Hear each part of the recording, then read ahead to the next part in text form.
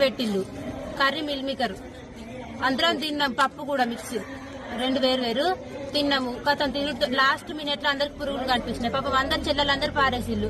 అట్లా కూడా food aunties అడిగిల్లు ఎందుకు వారేతాలు కర్రీ బాగాలేదని అడిగితే పురుగులు అని చెప్పిన వారు పట్టించుకోలేదు. తర్వాత ఒక్కొక్కరు స్టార్ట్ చేసి వామిటింగ్ చేసుకుంటూ అట్లా ఒక్కొక్కరిని చూసి ఫుల్ మంది మినిమం 40 మంది కావచ్చు వామిటింగ్ చేసుకున్నారు. గ్రౌండ్ నిండా వామిటింగ్ చేసుకునే ఉన్నది.